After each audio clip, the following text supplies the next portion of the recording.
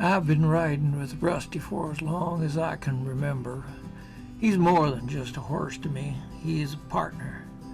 And when we were caught in the river, I thought I'd lost him forever. I couldn't bear the thought of losing my best friend, so I put my own life on the line to save him. I risked it all. I couldn't leave him behind. After that, as we were trying to get back home, I noticed that someone or something had been following us. I couldn't shake the feeling that we were being watched.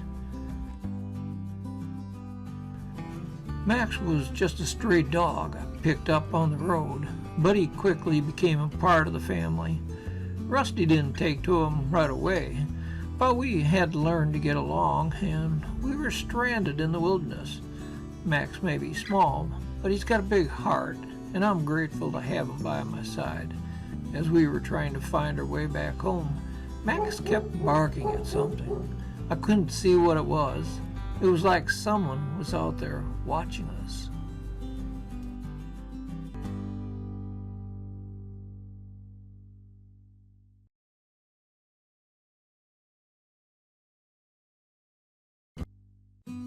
I'm not one to let someone get away with stealing, especially when it comes to horses. Rusty and I are on the trail of a horse thief who's been preying on local ranchers. It's not going to be easy, but I won't rest until justice is served. As we were getting closer to finding the thief, I realized there might be more than one person involved. Someone was trying to mislead us, making it hard for us to find the real culprit.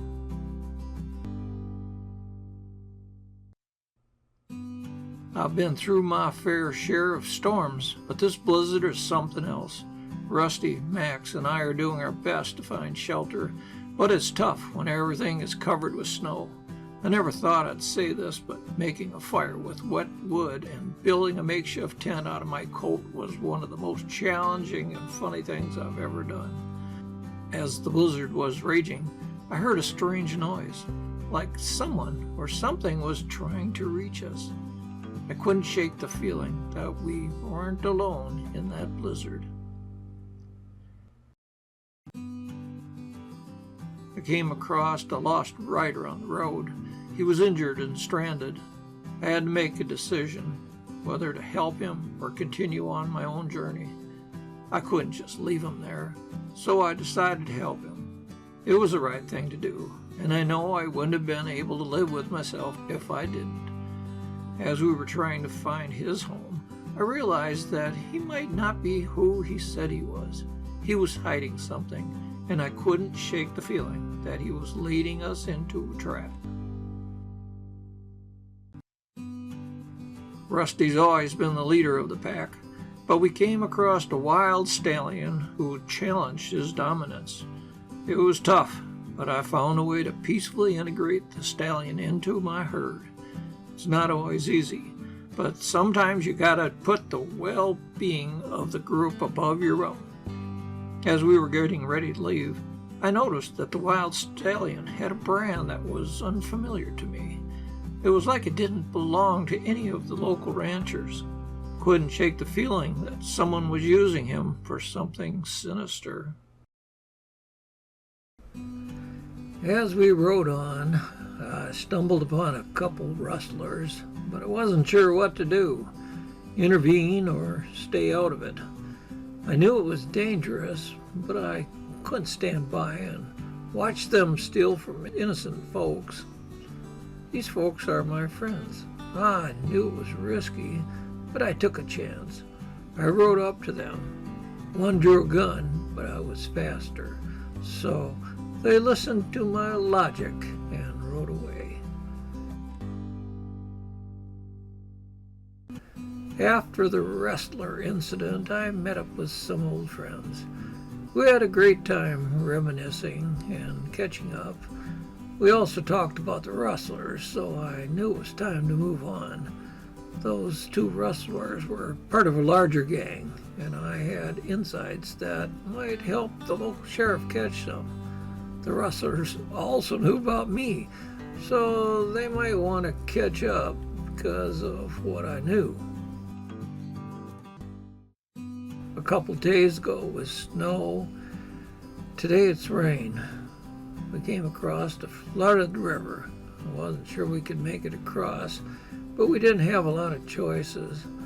We ride on, or wait, and risk that the rustlers catch up to us. It didn't take long to decide, though. I could see riders in the distance, and I had a good idea who they were. We rode on. The flooded river almost washed Max away, but we caught him in time and made it to town.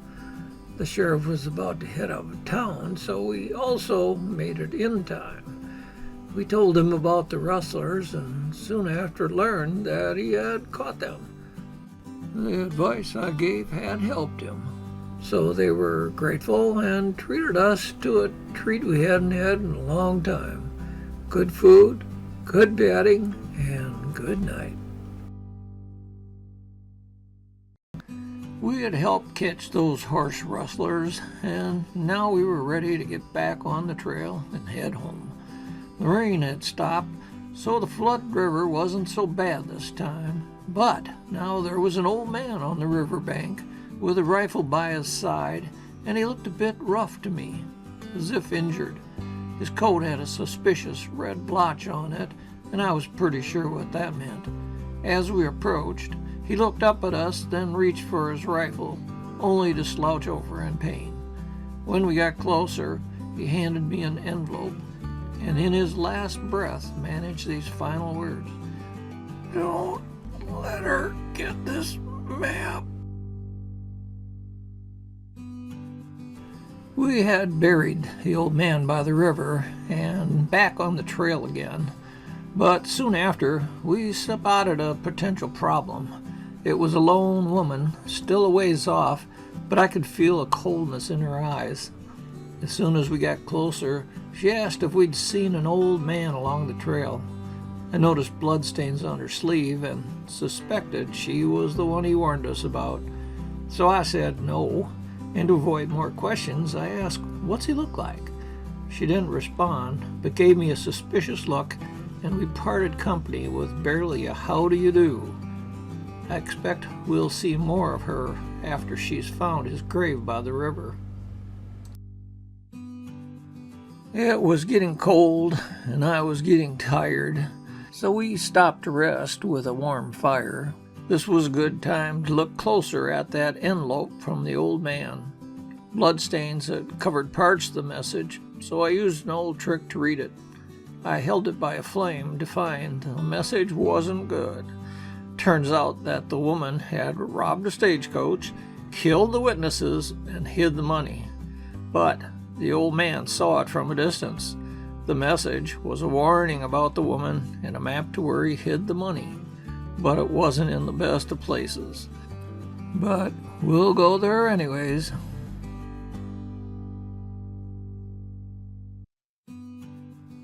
I knew where we were going, but I followed the map in any case. That man had a reputation, and I should have known by the way he was dressed. I'd never met him, but that was El hombre que vive con los lobos, the man who lives with wolves. And that's where he left the money. The question now, how would I get to the den without becoming lunch for the wolves? It was time to sleep and think this one over, and keeping an eye out for those wolves and the woman. Don't run from the wolves. That triggers their instinct to chase, and you don't want to become their prey in a chase. And they cover a large area when hunting, so my plan was to wait them out. I'd go in for the gold when they went out for the hunt, and it almost worked till they came back my way. I showed no fear, despite my fear inside, and once you know, they kept on going by. My plan was about to work, but then I saw a lone rider in the distance. It was the woman bandit. I knew where the gold was, but I wasn't sure what to do. The wolves were gone hunting, and that woman bandit was likely hunting for me. There wasn't anywhere to hide, So I had to wait it out again. Will she question me again or ride on? I wondered if she knew enough to challenge me, or if she didn't know enough about wolves to come any closer. Turns out the later, I'm guessing, because she kept on riding on.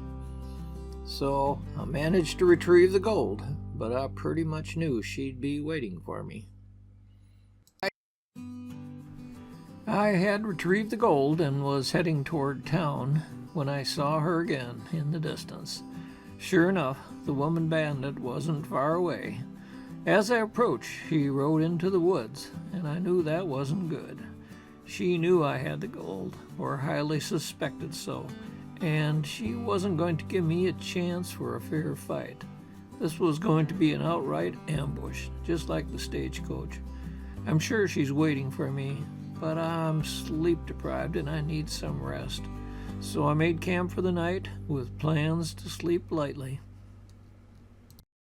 Arf, arf, arf. I woke to the sound of Max barking and the woman bandit standing over me. Her pistol was drawn and she had one question: where's the gold? And don't lie to me. I felt like a goner, but just as I was about to lie, she was startled by the pack of wolves howling in the background. That gave me just enough time to grab my gun and shoot. It was right where I aimed. I hit her shooting hand, so the fight was over. And I didn't take any chances in bandaging her hand. I tied her up first, and then bandage. We'll be taking a trip to town in the morning. We were early to rise and heading to town, but something was wrong with the bandit's horse. The horse walked funny, and the woman was hunched over.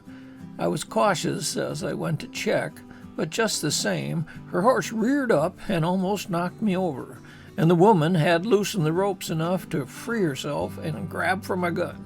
Fortunately, Max is a protective dog and nipped at her horse, and Rusty responded by moving away quickly. We avoided that disaster, and I made sure the ropes were secure before we rode on.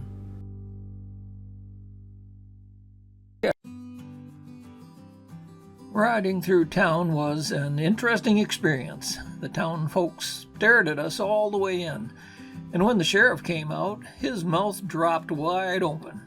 I told my story about the old man, the wolves, and the woman. Then I learned she had quite the reputation for being tricky, robbing, and killing, so I was lucky to be there today.